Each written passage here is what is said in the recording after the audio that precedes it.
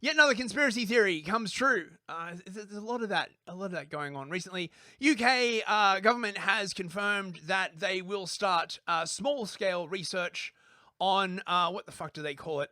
Solar dimming technology. They're gonna chuck a bunch of stuff in the atmosphere to do testing on whether they can block out the sun to reduce climate change. Okay, I mean, did no one see The Matrix? Right? This, of course, can in no way at all go wrong, right? Look, Mao Zedong messed with nature like a bunch, right? And, you know, that definitely didn't wind up backfiring and like causing a massive famine that killed millions of people. What are you talking about? This is an absolutely great idea. Experiments to dim the sun in bid to curb global warming will be approved by the UK government within weeks. Fucking Lord and Saints preserve us. Yet another conspiracy theory that turned out to be true. There's nothing quite like going for a walk on a bright spring day, but basking in the sunshine could soon be a thing of the past. Oh God, I fucking hate mainstream journalists so much. That's because it has emerged that experts are planning on dimming the sun in a bid to curb global warming. Well, it's experiments, but yeah, it's not a good precedent. Experiments to reflect sunlight away from the Earth will be given the green light by the government within weeks, the Telegraph reports. Outdoor trials could include injecting aerosols into the atmosphere or brightening clouds to reflect sunshine. I thought they'd already been doing this, actually. The government's Advanced Research and Invention Agency, ARIA, which is basically like the UK version of DARPA, as far as I'm aware, has set aside $50 million for projects which will be announced in the coming weeks. The director said that there would be small, controlled outdoor experiments on particular approaches. This is probably like for military application, honestly. Like, if you think about it logically, they're probably like investigating ways that they can do this over countries that they're at war with, to like hurt their solar power generation, to make their crops fail, to demoralize their population, all this kind of like stuff. This would make an incredible weapon, right? Of course, the probability that it would get out of control. I mean, like, imagine you started doing this over Russia, and then you wound up like cutting sunlight into most of like Eastern Europe as well. Fucking. So there you go. They're gonna put stuff in the stratosphere. They're gonna put stuff in the troposphere. It'll be great, bros. It'll be great. But they're saying it can, it might. There is a possibility that it will curb the impact of global warming. Okay. Sure. Solar geoengineering. I thought geoengineering was a conspiracy theory, bros. I have been reliably informed that geoengineering isn't really happening. But now it is happening, and it's a good thing, bros. It's a good thing. Scientists agree that there is a need to quickly and dramatically cut carbon dioxide emissions. There are also concerns about the possible risks. You don't say. You don't say.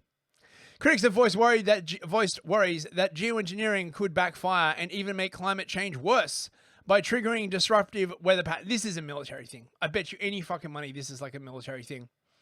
One area of research involves sunlight reflection methods. This includes stratospheric aerosol injection, whereby tiny particles are released into the stratosphere to reflect sunlight. Another potential solution is marine cloud brightening, in which ships would spray sea salt particles into the sky to enhance the reflectivity of low-lying clouds. It follows observations in recent decades that clouds above shipping routes are far brighter than usual. Pollution from these sulfur-burning ships cause them to be more reflective of sunlight, creating an overall dimming and cooling effect. Well, so basically what they're saying is that global shipping fights climate change. Well, I guess the Jeffrey Sachs proposal for a global shipping tax to fight climate change is unnecessary now. No, they're still going to do the global tax. Global government needs your shekels, bros, right? So yeah, fucking blah blah blah blah blah. Look, maybe they should just blow up a volcano, right? Like, seriously. What the hell is this? Oh, this is like all the geoengineering experiments they've done in the last 5 years. I was reliably told this was all a conspiracy theory, bro. For fuck's sake. God damn it. Look at this bullshit. They're doing it everywhere. Doing it everywhere. However, they're worried that it's a risky strategy that could wreak havoc on our weather patterns, triggering severe droughts or devastating cyclones. I can just see all the warmongers being like, well, that sounds like a great idea. And then if anyone gets bent out of shape, we can just say, well, climate change. It's climate change. I mean, yeah, we did cause, that crop failure that caused like millions of your people to die, but climate change. They found that a study from Rutgers found that if they start doing it and then they suddenly halt it, it would have severe impacts on the climate as everything bounce back. So once they start doing it, they'd have to keep doing it. Bloody hell. God. Yeah, experiments to dim the sun will be approved within weeks. Oh, God, this is so gay. Now, I just want to play you this little clip. Now, this is unlike this Twitter post, right? Who's like, oh, this is like current. This is not current, right? This is from 2011, so many, many years ago. But this is a bunch of scientists debating the morality of geoengineering. Can I leap in? This is a really important moral point. So if I made a decision, or if there was a collective decision to do a geoengineering program, and you put, say, the kind of program I think makes more sense to put about 1 million tons a year in, but let's say, you might end up killing many tens of thousands of people a year as a direct result of that decision.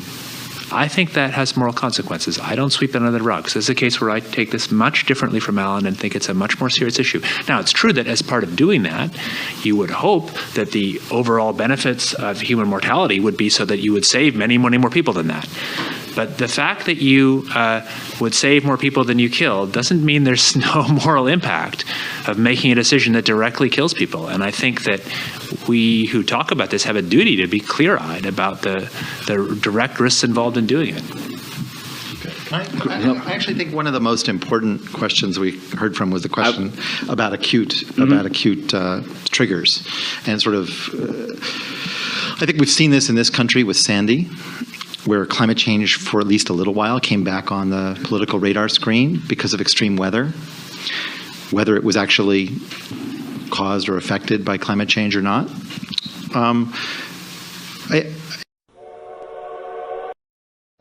So many of you will die, but it's a risk that your leaders are willing to take. And they're already doing it. This is Lewis Brackpool, friend of the channel, good follow. He did an FOI request about geoengineering a while back and found that they're already doing it. 152,000 from the Met Office climate change program. The Met Office received 200,000 from an NGO called Silver Lining, which has links to Congress and the UN. There's been 327 projects with additional 7 results for stratospheric aerosol injection funded in British universities. There was only one public dialogue on geoengineering, but it was in 2011. That was from the video that I just played. There are 25 scientific publications on geoengineering. The majority of the studies outline the danger of the practice, including health risks, implementation uncertainties, and unforeseen ecological impacts. It'll be fine, bros. It'll be fine. Now, JD Vance is in India at the moment, pushing back against the climate change narrative. I can't believe it. Somebody get him off the stage. My precious narrative. The narrative's like a small puppy. It must be protected from people counter-signaling it. Contrast with too many in the West, where some in our leadership class seem stricken by self-doubt and even fear of the future. To them, humanity is always one bad decision away from catastrophe. The world will soon end, they tell us, because we're burning too much fuel, or making too many things, or having too many children. And so, rather than invest in the future, they too often retreat from it. Some of them pass laws that force their nations to use less power. They cancel nuclear and other energy generation facilities, even as their choices, the choices of these leaders, lead to more dependence on foreign adversaries. Meanwhile, their message to their friends, to countries like India, is to tell them that they're not allowed to grow. Well, President Trump rejects these failed ideas. He wants America to grow, he wants India to grow, and he wants to build the future with our partners all over. Yeah, I mean, look. Why is it that everyone seems to have forgotten that nuclear power is a thing? right? Everyone's like, oh, you know, I mean, Miliband was out. I was going to play some stuff by him, but honestly, that guy, like, he's bad for my blood pressure, right? He's just such a fucking Marxist, right? He came out and he's like, no, the reason why energy prices are so high is because we're reliant on gas. Why are we reliant on gas? Because we shut down all the nuclear plants and we wouldn't let them build any. Don't say that. Don't say that. We need more wind farms and more solar farms and more shit from China. Oh, God, just fuck off. Anyway, that's the end of the news. You're all caught up.